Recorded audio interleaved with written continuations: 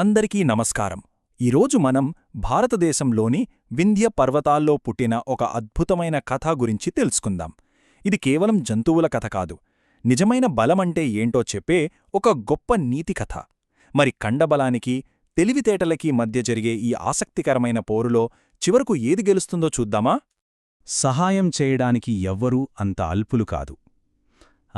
ఈ ఒక్క మాట, ఇదే మన కథకి ఆయువు పట్టు. ఈ ఆలోచన మన కథలో ఎలా ప్రాణం పోసుకుంటుందో, ప్రతి పాత్రను ఎలా నడిపిస్తుందో మనం ఇప్పుడు చూడబోతున్నాం. ఇది కేవలం ఒక సూక్తి కాదు, కథలోని ప్రతి మలుపును శాసించే ఒక శక్తి. సరే, ఇక మన కథలోని ముఖ్య పాత్రల్ని పరిచయం చేసుకుందాం. ఒకవైపు అడవికి రారాజు గజేంద్రుడు, తన కండబలమే సర్వస్వమనుకునే పులి. మరి మరోవైపు చతుర, ఓ చిన్న ఉడత, నిశ్శబ్దంగా అన్నీ గమనిస్తూ ఉంటుంది. గమనించారా ఆ రెండిటి మధ్య ఎంత తేడానో? ఈ వైరుధ్యమే కథని ముందుకు నడిపిస్తుంది. సో, కథలోకి వెళ్ళిపోదామా? ఇక్కడే అసలు కథ మొదలవుతుంది. అడవిలో అందరికంటే శక్తివంతమైన జీవి నిస్సహాయంగా మారిపోతే ఎలా ఉంటుందో చూడబోతున్నాం. అసలు ఊహించని మలుపన్నమాట. ఓ పెద్ద తుఫానొచ్చింది. అడవెంతా అల్లకల్లోలం.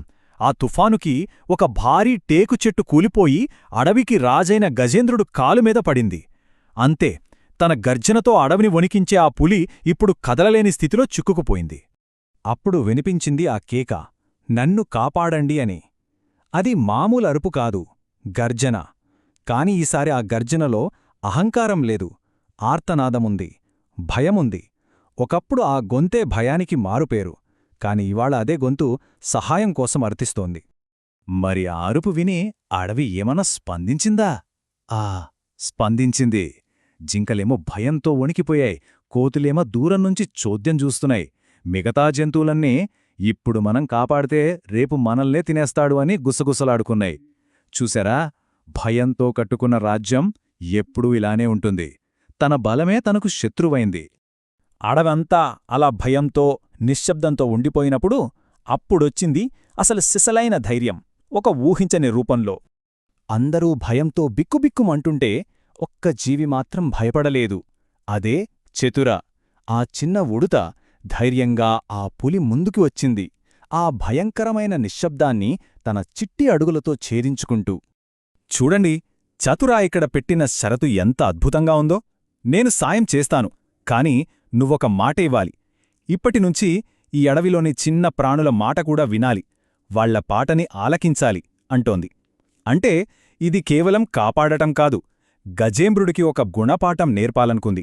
సహాయమనేది ఒకరి దృక్పథాన్నే మార్చేయగలదు అని చూపించాలనుకుంది. సరే, మాటైతే తీసుకుంది. మరి ఆ చిన్న ఉడత అంత పెద్ద దుంగను ఎలా కదిలిస్తుంది? ఇక్కడే ఉంది అసలు తెలివి. ఆమె ప్రణాళిక కండబలం మీద కాదు, జ్ఞానం మీద ఆధారపడింది. ఆ ప్లానేంటో చూద్దాం. ముందుగా నిస్సహాయంగా ఉన్న పులి దగ్గర మాట తీసుకుంది. ఆ తర్వాత తన స్నేహితుల్ని పిలిచింది. ఎవరా స్నేహితులు? వేలకొద్ది చెదపురుగులు. వాటిని పిలిచి పని మొదలుపెట్టింది. ఆ చెదలు నిశ్శబ్దంగా ఆ భారీ టేకు దుంగను లోపల్నుంచి తినేయడం మొదలుపెట్టాయి. చూశారా తెలివి? తను ఆ దుంగను ఎత్తాలనుకోలేదు, దాన్ని బలహీనపరచాలని అనుకుంది. సమస్యను మూలంలోనే దెబ్బకొట్టింది. కథలు చెప్పేవాళ్లు దీన్నే క్యారెక్టర్ లాజిక్ అంటారు.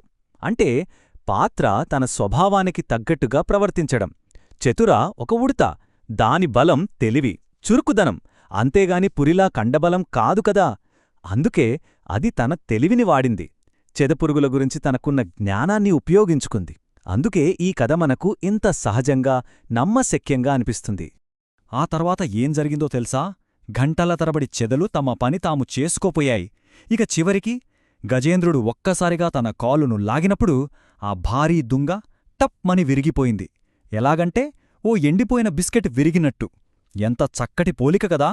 చిన్న చిన్న ప్రయత్నాలు నిరంతరంగా చేస్తే ఎంత పెద్ద సమస్యైనా ఇలాగే విరిగిపోతుంది.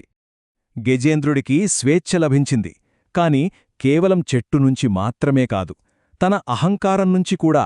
ఈ సంఘటన అతనిలో ఒక పెద్ద మార్పుకు దారితీసింది. ఇప్పుడు కథ ముగింపుకొస్తున్నాం.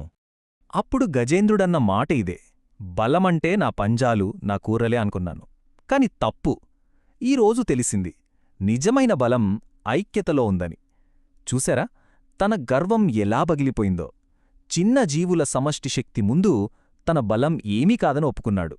ఇది కదా అసలైన మార్పు అంటే. సో ఈ కథ కేవలం పులి ఉడత కథేనా? కాదు, ఇది మనందరి కథ. మరి ఈ కథ మనకు చెప్పే ఆ శాశ్వతమైన పాఠమేంటో ఒక్కసారి చూద్దాం. ఈ కథ నీతి చాలా స్పష్టంగా ఉంది. మనం ఎంత గొప్పవాళ్లమైనా సరే ఏదో ఒకరోజు మనకు సహాయం అవసరమవుతుంది.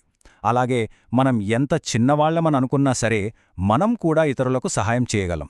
అంతే, సహాయం అవసరం లేనంత గొప్పవాళ్లు లేరు, సహాయం చెయ్యలేనంత చిన్నవాళ్లు లేరు. సరే, ఈ కథ విశ్లేషణను ఒక ప్రశ్నతో ముగిద్దాం.